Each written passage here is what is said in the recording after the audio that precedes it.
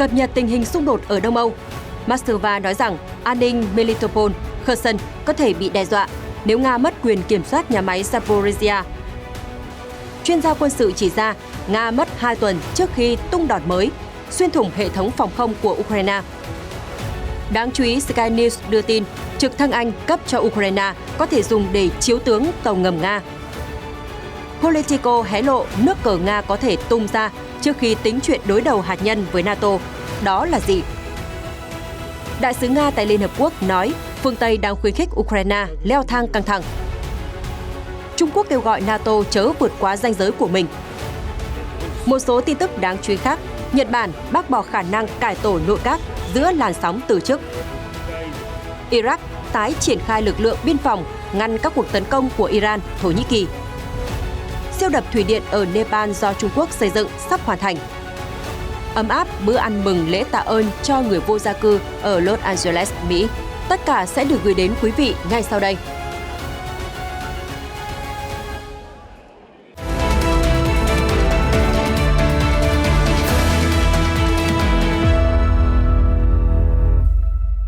Chào mừng quý vị đến với chương trình tin quốc tế. Mở đầu bản tin, mời quý vị tiếp tục cập nhật diễn biến xoay quanh cuộc xung đột ở Đông Âu. Thưa quý vị, hôm 24 tháng 11, quan chức do Nga bổ nhiệm ở Zaporizhzhia, Vladimir Rogov đã nói với TASS rằng việc Nga mất quyền kiểm soát nhà máy điện hạt nhân Zaporizhzhia sẽ gây ra nguy hiểm cho an ninh của Melitopol và phần tả ngạn của vùng Kherson. Tại sao lại như vậy? Cụ thể, ông Rogov nói, cần hiểu rằng việc kiểm soát nhà máy điện hạt nhân Zaporizhzhia có tầm quan trọng sống còn. Nếu Ukraine kiểm soát cơ sở này, thì thành phố Idogora, nơi đặt nhà máy, cũng như thành phố Melitopol, toàn bộ khu vực Zaporizhzhia và phần tả ngạn khu vực Kherson sẽ bị đe dọa. Theo ông Rogov, cách hiệu quả nhất để đảm bảo an ninh cho nhà máy Zaporizhzhia và toàn bộ bờ trái của sông Dnipro là đẩy giới tuyến ở Zaporizhzhia ra xa tầm bắn của pháo binh Ukraine. Ông nhấn mạnh, tôi không thấy có lý do gì để tin tưởng phía Ukraine, ngay cả khi phương Tây đã đưa ra một số đảm bảo. Hiện những đánh giá liên quan đến cuộc khủng hoảng ở Đông Âu chưa thể được kiểm chứng độc lập. Truyền thông Anh Sky News dẫn lời chuyên gia quân sự Alexander Kovalenko cho biết các lực lượng Nga cần khoảng 2 tuần để dự trữ đạn dược, mở đợt tấn công mới xuyên thủng hệ thống phòng không của Ukraine và gây ra thiệt hại đáng kể cho đối phương. Ông Kovalenko cũng nói rằng trước khi mở đợt tấn công quy mô lớn tiếp theo, quân đội xứ Bạch Dương cần phải dỡ tên lửa khỏi kho chứa, tiến hành bảo dưỡng và lên kế hoạch hậu cần. Ông lưu ý, sau cuộc tấn công lớn cuối cùng vào Ukraine chưa đầy 2 tuần trôi qua, nhưng những đòn công kích của Nga đã ít nghiêm trọng hơn so với ngày Moscow dội bão tên lửa khắp Ukraine vào ngày 10 tháng 10. Bên cạnh đó, vị chuyên gia cũng ám chỉ rằng người Nga đang nhắm mục tiêu vào Nghị viện châu Âu sau khi có thông tin Moscow đứng sau vụ tấn công mạng vào trang web của Nghị viện. Trước đó, Reuters đưa tin hôm 23 tháng 11, Chủ tịch Nghị viện châu Âu EP Roberta Metsola đã đăng dòng tweet cho biết trang web của tổ chức này đã bị tấn công sau khi các nhà lập pháp thống nhất chỉ định Nga là nước tài trợ chủ nghĩa cực đoan. Tổ chức này cho rằng các cuộc tấn công quân sự của Moscow vào các mục tiêu quân sự ở Ukraine như hạ tầng năng lượng, bệnh viện, trường học và nơi trú ẩn hoàn toàn vi phạm luật pháp quốc tế. Tuyên bố trên chủ yếu mang tính biểu tượng vì Liên minh châu Âu không đặt ra khung pháp lý để đưa ra hành động với các quốc gia bị coi là nhà nước bảo trợ cực đoan. Thời gian qua, khối Liên Âu đã áp đặt các biện pháp trừng phạt chưa từng có đối với Nga do chiến dịch quân sự của nước này ở Ukraine. Tổng thống Ukraine Volodymyr Zelensky cho biết, ông hoan nghênh quyết định của Nghị viện châu Âu và kêu gọi cô lập Nga ở mọi cấp độ. Ở diễn biến đáng chú ý, hôm 24 tháng 11, tờ Sky News dẫn lời giáo sư Michael Craig, cựu tổng giám đốc của Tổ chức Tư vấn về Quốc phòng và An ninh Vương quốc Anh RUSI cho biết, London đang có kế hoạch gửi 3 trực thăng Sea Kings cho phía Ukraine. Theo ông Craig, dòng trực thăng này không đơn thuần chỉ được dùng làm vận tải cơ mà nó còn có thể trở thành phương tiện chống ngầm. Trên thực tế, trước đó phía Anh đã huấn luyện binh sĩ Ukraine làm quen với Sea Kings, nhưng không phải là các bài tập về lái máy bay mà là nội dung thao tác trên các thiết bị chống ngầm. Ngoài ra, thực tế giao tranh trong thời gian qua cũng cho thấy Kiev đang từng bước đạt được nhiều tiến bộ ở phần phía tây Biển Đen, nơi có bán đảo Crimea, với thành phố chiến lược Sevastopol.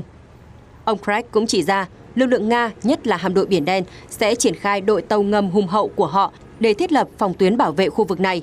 Do đó, 3 chiếc trực thăng của Nga có thể phát huy hiệu quả khả năng chống tàu ngầm của Ukraine ở Biển Đen, chiếu tướng tàu ngầm Nga.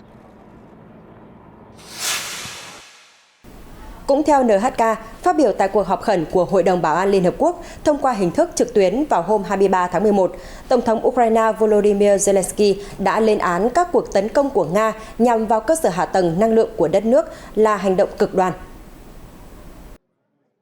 Nhà lãnh đạo cho biết Ukraine đã bị gần 70 tên lửa Nga tấn công chỉ riêng trong ngày 23 tháng 11, ảnh hưởng đến các bệnh viện, trường học, hệ thống giao thông và khu dân cư.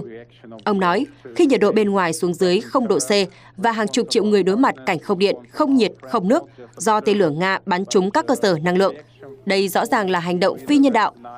Ông Zelensky hối thúc Hội đồng Bảo an Liên Hợp Quốc có hành động cụ thể để ngăn chặn Nga. Trong khi đó, các quan chức phương Tây cũng chỉ trích Moscow gay gắt. Đại sứ Mỹ tại Liên Hợp Quốc Lina Thomas Greenfield cho biết, Nga rõ ràng đang vũ khí hóa mùa đông để gây ra đau khổ cho người dân Ukraine. Bà cáo buộc Moscow đang muốn ép người dân Ukraine khuất phục bằng mọi giá. Đại sứ Na Uy tại Liên Hợp Quốc Mona Joon nói rằng mục đích của Nga dường như là áp chế người dân. Trong khi đó, đại sứ tại Liên Hợp Quốc của Nga, ông Vasily Nebenzia lý giải, cơ sở hạ tầng của Ukraine bị thiệt hại nặng nề là do những tên lửa bắn ra từ hệ thống phòng không của chính Kiev. Hôm 24 tháng 11, chia sẻ với Politico, các quan chức Mỹ tiếp tục cảnh báo khả năng Tổng thống Nga Vladimir Putin sử dụng vũ khí hóa học ở Ukraine nếu quân đội của ông tiếp tục thất thế trong các cuộc giao tranh. Trong đó, 6 nguồn tin am hiểu về vấn đề này còn lưu ý đây là phương án mà Moscow tính đến trước khi nghĩ đến khả năng đối đầu hạt nhân với NATO. Theo Politico, các quan chức giấu tên cho biết Mỹ luôn giám sát chặt chẽ mọi khả năng vũ khí hóa học được triển khai ở Ukraine. Washington đã kêu gọi các đồng minh chuẩn bị đối phó với tình huống đó, dù hiện tại chưa có thông tin tình báo nào cho thấy một cuộc tấn công hóa học sẽ nổ ra ở mặt trận Đông Âu. Đã có nhiều đánh giá rằng cuộc giao tranh giữa Nga và Ukraine sẽ chậm lại trong những tháng mùa đông. Trong bối cảnh đó, các quan chức Mỹ giấu tên lưu ý Nga có thể cố gắng sử dụng vũ khí hóa học một cách khéo léo để tránh bị phát hiện. Đáng chú ý, các nguồn tin cũng cảnh báo khả năng Moscow sử dụng một số vũ khí hóa học để tiến hành cuộc tấn công hủy diệt hàng loạt, có thể thông qua dạng bình xịt hoặc đạn dược. Hiện Nga chưa đưa ra phản hồi nào liên quan đến thông tin trên. Hôm 24 tháng 11, hãng tin Sputnik đưa tin ông Vasily Nebenzia, đại diện thường trực của Nga tại Liên Hợp Quốc, đã cáo buộc các quốc gia phương Tây đang khuyến khích và xúi giục Ukraine thực hiện các hành vi liều lĩnh cũng như leo thang căng thẳng. Trả lời trong một buổi phỏng vấn, vị đại sứ cho hay những gì chúng tôi nghe được từ Tổng thống Ukraine và những người ủng hộ ông ấy chỉ là lời lẽ đe dọa hòa bình. Ngoài ra, các nhà tài trợ phương Tây cũng đang tích cực khuyến khích Ukraine tiến hành cách tiếp cận liều lĩnh này. Ông Nebenzia còn cho rằng, thông qua cuộc xung đột hiện tại, phía Kiev đã kiếm được bộn tiền. Thông qua việc thử nghiệm vũ khí của NATO và các vấn đề hợp tác quân sự khác với các quốc gia phương Tây. Hôm 23 tháng 11, Tổng thống Ukraine Volodymyr Zelensky trong một cuộc họp trực tuyến với Hội đồng Bảo an Liên Hợp Quốc đã chính thức đề nghị tổ chức này cử phái đoàn đến kiểm tra và đánh giá thiệt hại về cơ sở hạ tầng quan trọng ở Ukraine. Ngay sau đó, bà Romary DiCarlo, Phó Tổng thư ký Liên Hợp Quốc, đã bày tỏ mối quan ngại sâu sắc về tình hình hiện nay.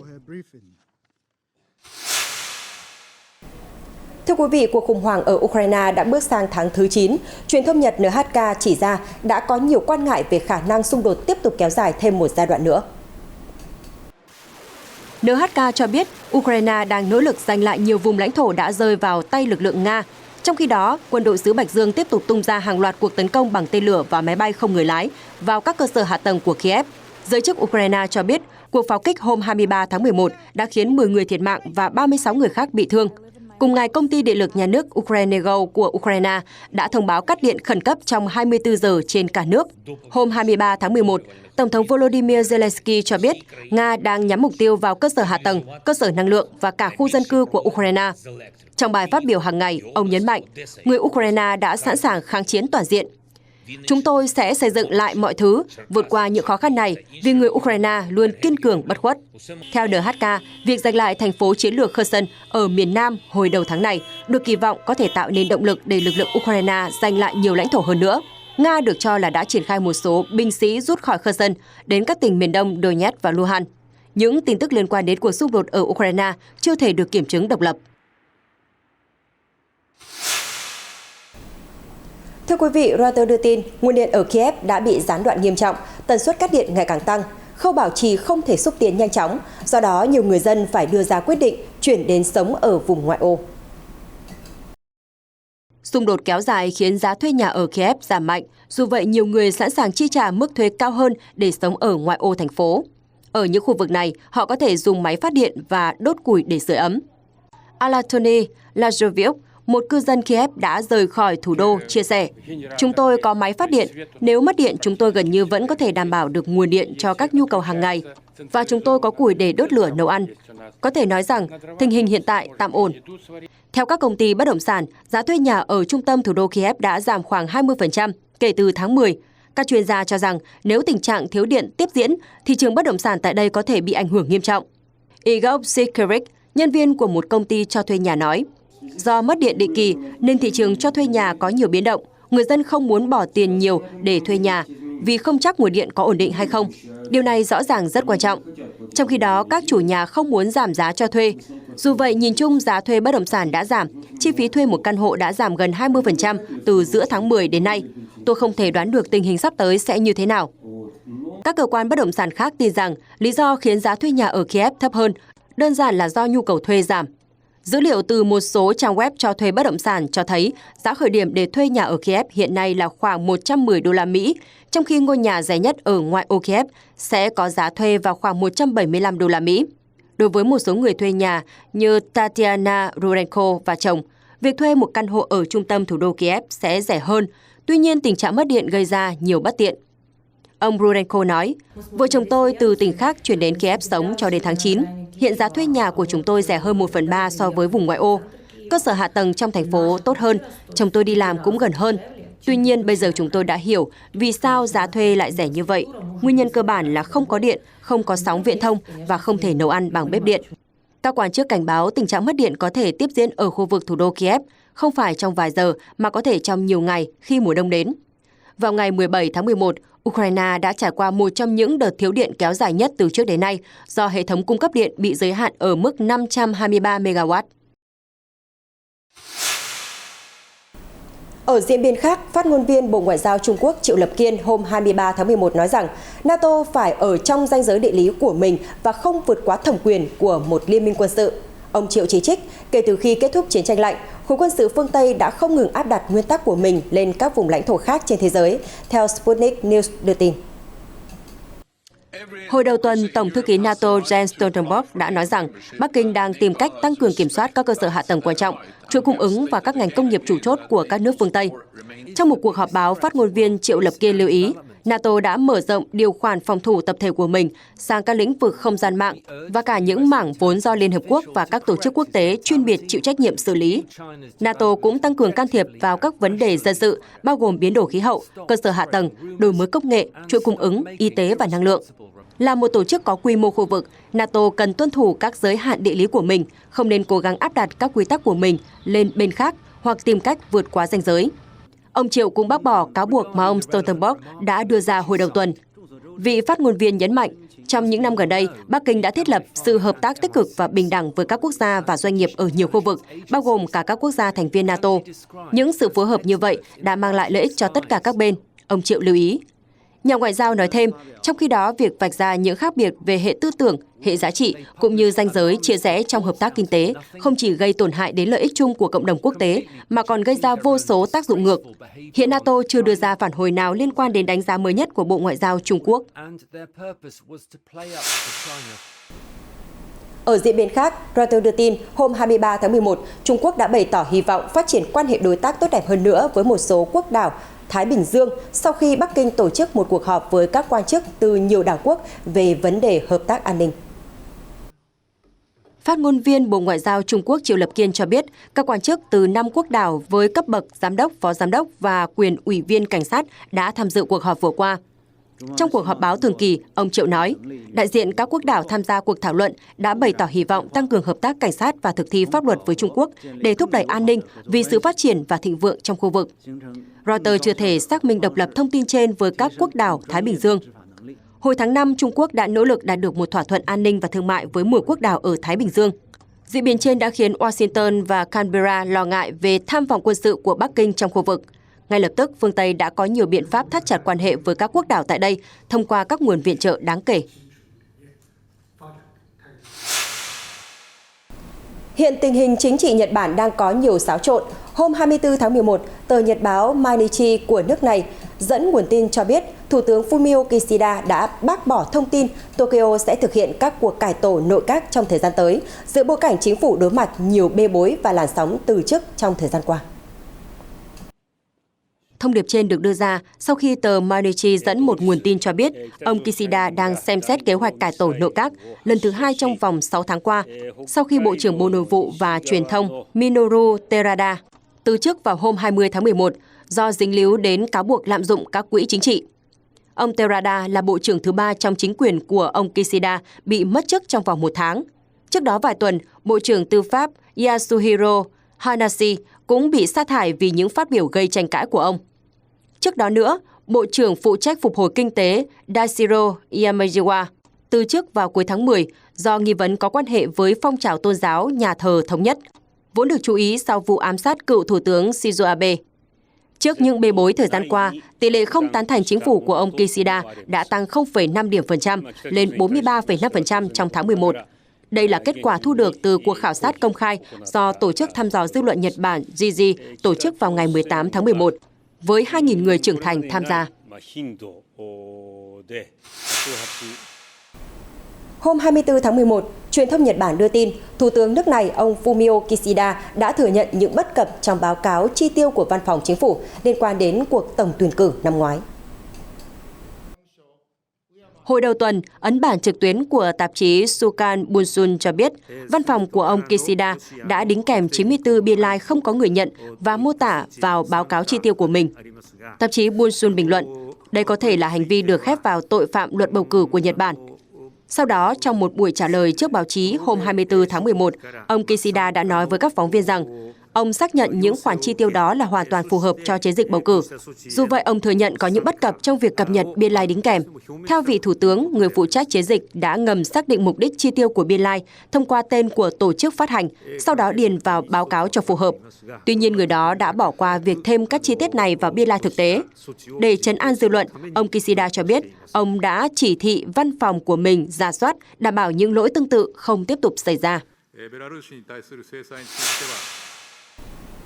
Chuyển sang một số tin tức đáng chú ý khác, hôm 24 tháng 11, hãng tin Sputnik của Nga dẫn nguồn tin từ văn phòng Thủ tướng Iraq cho biết nước này đã quyết định tái triển khai lực lượng biên phòng để ngăn chặn các cuộc tấn công từ phía Iran và Thổ Nhĩ Kỳ. Theo thông tin từ chính phủ Iraq, vào hôm 23 tháng 11, Hội đồng Bộ trưởng về An ninh Quốc gia đã nhóm họp thảo luận về việc Iran và Thổ Nhĩ Kỳ tiến hành các cuộc pháo kích dữ dội vào sâu lãnh thổ Iraq. Theo Sputnik, trước đó Ankara và Tehran đã cùng hội quân nhằm thực hiện các cuộc tấn công vào các khu vực biên giới. Phía Thổ Nhĩ Kỳ biện minh rằng cuộc tấn công được tiến hành để chống lại Đảng Công nhân người Kurd PKK.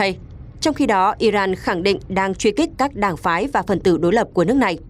Thông cáo của Văn phòng Thủ tướng Iraq có đoạn, nhằm ngăn chặn các cuộc tấn công mới, Hội đồng Quốc gia Iraq đã quyết định tái triển khai lực lượng biên phòng để duy trì đường số 0 dọc theo toàn bộ chiều dài biên giới với Iran và Thổ Nhĩ Kỳ. Song song với đó, Iraq cũng sẽ tăng cường các biện pháp ngoại giao. Trước đó, Tổng thống Thổ Nhĩ Kỳ Recep Tayyip Erdogan đã khẳng định các đòn tấn công vừa qua chỉ là khởi đầu. Ankara sẽ làm mọi cách để thiết lập một vùng an toàn ở biên giới phía nam của đất nước. Cùng ngày, đại diện lực lượng người Kurd ở Syria đã viết một bức thư ngỏ gửi cho Tổng thống Hoa Kỳ Joe Biden, trong đó kêu gọi Washington hỗ trợ đồng minh của mình, đồng thời ngăn chặn các cuộc tấn công của Thổ Nhĩ Kỳ ở miền Bắc Syria. Ở diễn biến khác, hôm 23 tháng 11, Tổng thống Mexico Andrés Manuel López Obrador đã nói rằng Quốc hội Peru quá ngạo mạn khi ngăn cản Tổng thống nước này, ông Pedro Castillo, tới Mexico City tham dự hội nghị thượng đỉnh khu vực. Theo Reuters, các nhà lãnh đạo của Mexico, Peru, Chile và Colombia dự kiến tham dự hội nghị thượng đỉnh Liên minh Thái Bình Dương ở Mexico City vào cuối tuần này. Tuy nhiên, Tổng thống Castillo thuộc đảng cánh tả đang vướng vào một cuộc đấu đá chính trị do chính phủ của ông bị cáo buộc tham nhũng. Quốc hội Peru hiện do Liên minh cánh hữu kiểm soát đã ngăn cản chuyến công tác của ông Castillo đến Mexico. Tổng thống Mexico López Obrador đã nói rằng động thái trên cho thấy thái độ kiêu căng, ngạo mạn của Quốc hội Peru. Đánh giá trên được ông đưa ra trong cuộc gặp với Tổng thống Chile Gabriel Boric. Trong chuyến thăm Mexico, nhà lãnh đạo Boric đã nói về tầm quan trọng của Thái Bình Dương và Liên minh với tư cách là một cường quốc thương mại. Hôm 24 tháng 11, Bộ trưởng Môi trường Úc Tania Plibersek cho biết nước này sẽ thiết lập một khung pháp lý mới để bảo vệ di sản văn hóa của người thổ dân. Quyết định được đưa ra sau khi tập đoàn đa quốc gia Anh, Úc về khai khoáng Rio Tinto phá hủy địa điểm bản địa thiêng liêng 46.000 năm tuổi ở Úc để khai thác quặng sắt, theo Reuters đưa tin. Bà Plibersek nói với Quốc hội rằng chính phủ đã chấp nhận tất cả, trừ một khuyến nghị trong số 8 khuyến nghị được đưa ra sau cuộc điều tra của Quốc hội vào năm ngoái. Cuộc điều tra liên quan đến việc địa điểm có ý nghĩa lịch sử và văn hóa tại hẻm núi Drukan ở Tây Úc bị Rio Tinto phá hủy. Theo bà Plibersek, khuyến nghị chưa được thông qua liên quan đến nội dung trách nhiệm bảo vệ di sản nên thuộc về Bộ trưởng các vấn đề bản địa hay Bộ trưởng Môi trường. Hoạt động phá hủy địa điểm thiêng liêng của tập đoàn Rio Tinto đã vấp phải làn sóng phẫn nộ dữ dội. Trang web công ty bị đánh sập, một giám đốc điều hành cùng 2 nhà lãnh đạo cấp cao khác của đơn vị mất việc. Hồi tháng 5, Chủ tịch Rio Tinto Simon Thompson cũng phải từ chức. Được biết, địa điểm bản địa thiêng liêng cho thấy dấu tích cư trú của con người từ 46.000 năm trước trong kỷ băng hà cuối cùng. Việc nơi này bị tàn phá đã khoét sâu nỗi đau của các thổ dân Putu, Kuti, Kurama và các Pinikura sống trong khu vực. Họ đã bày tỏ sự tức giận và thất vọng vì không nhận được lời giải thích thỏa đáng từ chính phủ.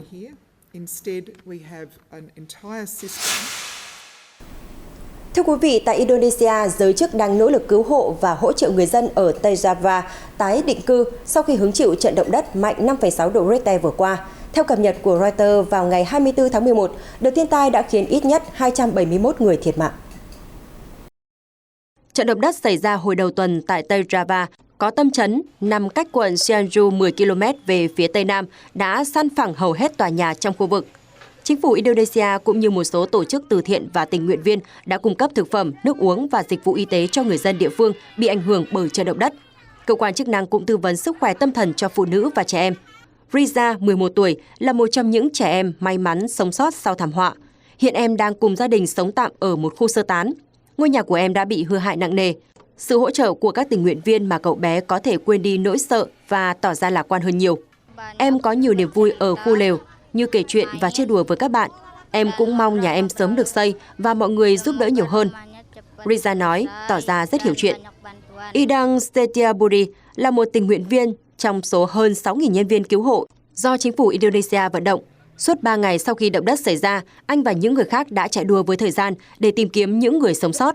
Chúng tôi đã tìm kiếm những người sống sót và giải cứu được một số người khỏi đống đổ nát. Hôm qua chúng tôi đào bằng tay không và hôm nay có máy móc hạng nặng mở đường, tạo điều kiện thuận lợi cho hoạt động cứu hộ. Cùng với lực lượng cứu hộ quốc gia và địa phương, quân đội, cảnh sát, chúng tôi đã cứu được nhiều người, ông nói. Theo Reuters, tính đến ngày 24 tháng 11, vẫn còn có khoảng 40 người mất tích sau trận động đất. Trong khi thực hiện chiến dịch cứu hộ, các quan chức cũng sẽ dốc toàn lực để cung cấp chỗ ở và viện trợ cho người dân địa phương hứng chịu trận thiên tai. Chúng tôi đang làm việc trên 2 mặt trận cùng lúc, một là xác nhận địa điểm cho hoạt động cứu hộ, 2 là cung cấp thức ăn cho những người bị ảnh hưởng ở 23 địa điểm trú ẩn. Shoman Supara, điều phối viên địa phương thuộc đội ứng phó khẩn cấp tỉnh Tây Java cho biết. Hôm 24 tháng 11, Reuters dẫn tin từ truyền thông Nepal cho biết dự án siêu đập thủy điện Rasuwa Brotekosi do một công ty Trung Quốc tài trợ và xây dựng đang bước vào giai đoạn cuối, dự kiến hoàn thành vào tháng 12 năm 2022. Siêu đập này nằm trên sông Brotekosi, gần cảng Jiirong ở Tây Tạng của Trung Quốc. Nơi này giáp với Nepal, với công suất là 120 MW. Đây là dự án thủy điện có công suất lắp đặt lớn nhất do doanh nghiệp Trung Quốc đầu tư tại quốc gia láng giềng Nam Á. Theo công bố của nhà thầu, sơ đồ thiết kế của nhà máy điện tuân thủ khái niệm phát triển bền vững.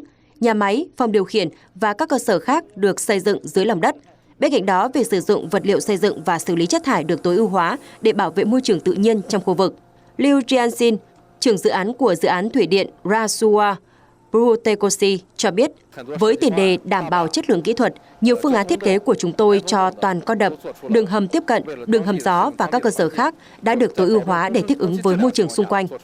Theo tính toán, sau khi đi vào hoạt động, dự án sẽ góp phần giải quyết tình trạng thiếu điện cục bộ, cải thiện đời sống người dân địa phương. Nhà máy thủy điện chắc chắn sẽ mang lại cho chúng tôi hạnh phúc và niềm vui, và tôi hoàn toàn tin tưởng vào điều này. Nimakami Tamang, một người dân địa phương chia sẻ. Vào hôm 23 tháng 11, Reuters đưa tin, hàng dài người từ khu ổ chuột, người vô gia cư và cả người có hoàn cảnh khó khăn ở thành phố Los Angeles, Mỹ đã xếp hàng dài chờ được nhận bữa trưa mừng lễ tạ ơn miễn phí. Đây là hoạt động thường niên kéo dài suốt hơn 2 thập kỷ qua do giáo hội ở Los Angeles tổ chức vào trước ngày lễ tạ ơn. Bữa trưa lễ tạ ơn bao gồm gà tây nướng, khoai tây nghiền, rau cải xanh đã khiến nhiều người dân địa phương vô cùng cảm động. Timothy Smith, 61 tuổi, cư dân Los Angeles, chia sẻ, tôi đã từng đến đây cách đây nhiều năm trước. Những món ăn khá ngon và khiến tôi nhớ mãi hương vị của chúng. Do đó năm nay tôi muốn được thưởng thức một lần nữa. Tôi không biết nấu ăn, không biết làm sao để chuẩn bị một bữa mừng lễ tạ ơn đúng nghĩa, nên tôi cảm thấy hoạt động này thật tuyệt vời. Trong lúc xếp hàng chờ đợi, Daniel Rodriguez, 53 tuổi, một cư dân khác nói, mỗi năm vào dịp lễ tạ ơn, tôi đều đến đây. Tôi không có gia đình nên rất thích tham gia hoạt động này để có cơ hội nói chuyện với các nhà truyền giáo. Họ rất tốt, chính họ đã động viên tôi vững tâm và vượt qua khó khăn. Trevor, giám đốc điều hành của tổ chức thiện nguyện Los Angeles Mission cho biết, mặc dù hoạt động thường niên này được tổ chức chủ yếu nhằm mục đích cung cấp thức ăn cho những người vô gia cư, nhưng bất kỳ ai đến đây cũng đều được chào đón. Đây là chương trình lễ tạ ơn hàng năm của chúng tôi. Hôm nay chúng tôi cung cấp hơn 1.000 bữa ăn cho mọi người trong khu vực để họ có thể cảm nhận được rằng họ vẫn có thể được yêu thương. Ông nói, theo số liệu của cơ quan hỗ trợ người vô gia cư Los Angeles, hiện có 69.144 người vô gia cư trong thành phố. Nhiều người đang sống trong khu ổ chuột phức tạp về an ninh, còn được gọi là Skid Row. Tin tức vừa rồi cũng đã kết thúc bản tin ngày hôm nay. Cảm ơn quý vị đã quan tâm theo dõi. Xin kính chào và hẹn gặp lại.